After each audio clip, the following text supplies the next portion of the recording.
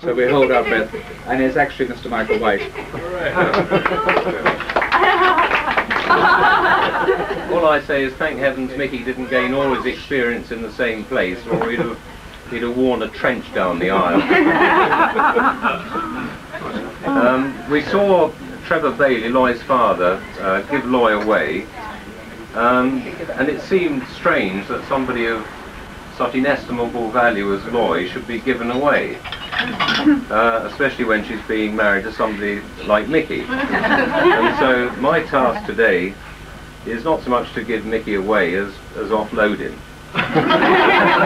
And clearly I couldn't have achieved this end by myself, and I'd like to take this opportunity to thank my backup team who've worked tirelessly for many years, and in particular I'd like to pay tribute to Mickey's hairdresser,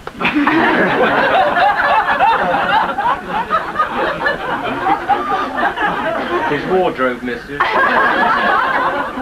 his masseurs, his location director, and last but not least his makeup artist and special effects man.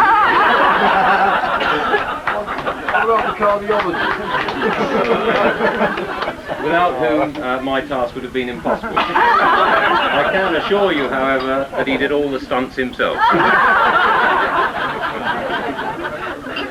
Now, you may wonder how somebody with the name de la Pena should marry an English rose in North Oxfordshire. And I would ask you now to cast your minds to downtown Spain, very hot, very dusty, and a marauding band of peripatetic castanet makers. And they went round selling their castanets, and the sun beat down and they got very passionate. And to cut a long story short, they ravaged most of the women in the district. This is actually the history of the De La Pena family. I knew my lawyer had to be here. Until the end, in a very wide area, there was only one virgin left, and she was located in the mountain village of Pena. Mijas. I know the history. Now, the villagers didn't want to be in the position of having to admit that there wasn't a virgin in the village, so they walled her up. This is true. And this marauding band of castanet makers threw themselves at the rock, scratching away with their castanets, but they couldn't get at her, and they lost a lot of face, and they caught the first ferry to England. Well, now they stayed in England very briefly until the invention of the pneumatic drill. Whereupon they loaded their donkeys up and took this pneumatic drill back to this mountain. But they were very unsophisticated and didn't realise you needed a compressor to run it. So no matter how hard they blew down the tube, they couldn't get it to work.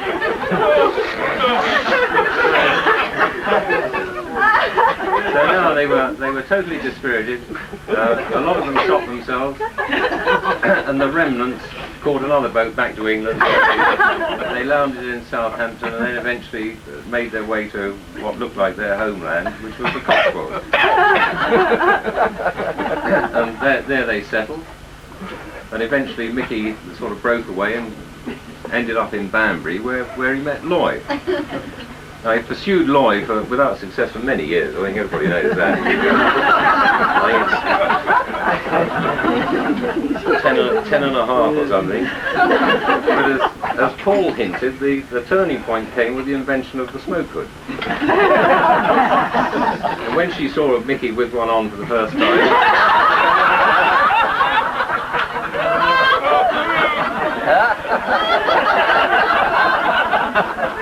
her heart started to melt. By the time the Mark V model, which could be worn almost continuously, love finally blossomed. And, God, I can't read my writing. Very glad of that. Right. And which is the reason we're here today. And Loy, in all fairness, has put Mickey where he is today. If it wasn't for Loy, he'd be round at my house drinking all my booze.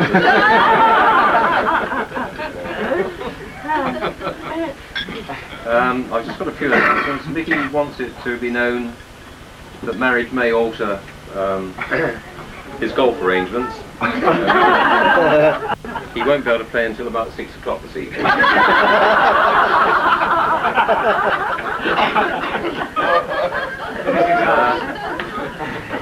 I'd like to thank everybody who contributed to Mickey's operation.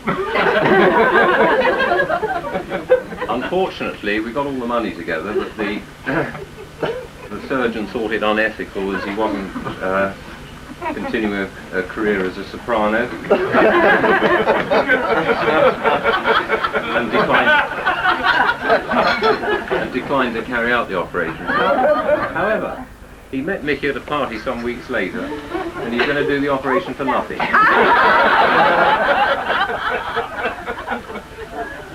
Brother Paul, incidentally, should have had a pacemaker fitted. When he found out Gucci didn't make one, he told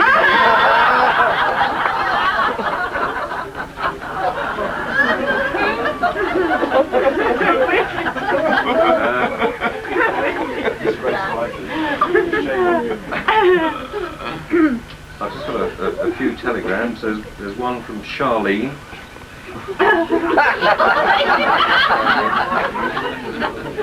Your kit's on the pavement, you bastard.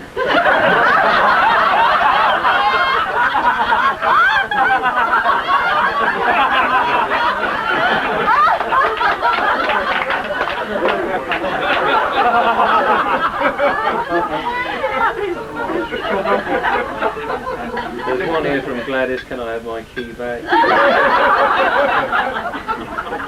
Another one from Betty. I've changed the locks. You bastard. There's one here from Interpol, but I think we're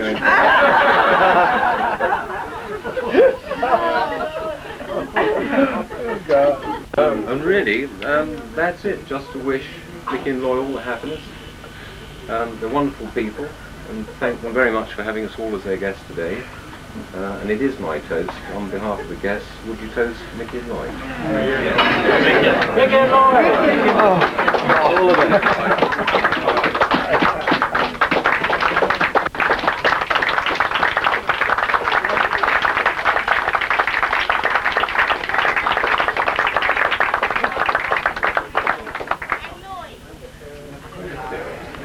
I'm obliged to say something. All of that was a total fabrication, and nobody even invited him anyway. I would like to thank everybody enormously, from both my wife, that's a nice,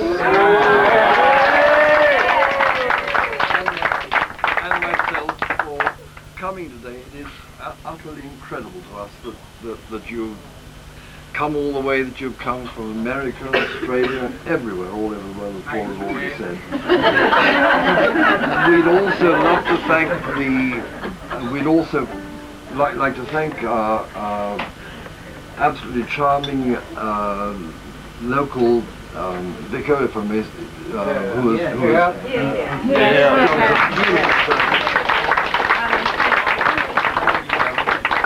and also the parishioners of this parish, who have been absolutely sweet and charming and wonderful to us, and made us welcome for the last 2.5 years we've lived here, correct? Yes, I think we'd like to drink to the village and to our Village, but we're not ready yet. No, we're not ready. I know. Taken out the mic already. I've now been lucky enough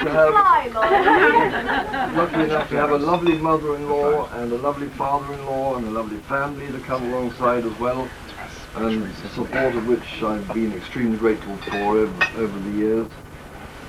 Just for a moment, there was the story about two cannibals talking together in the jungle, and one said, Well, if you don't like your mother-in-law, then just eat the vegetables. We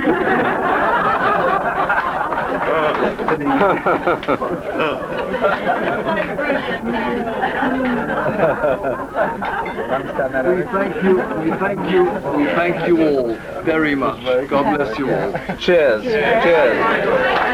Cheers.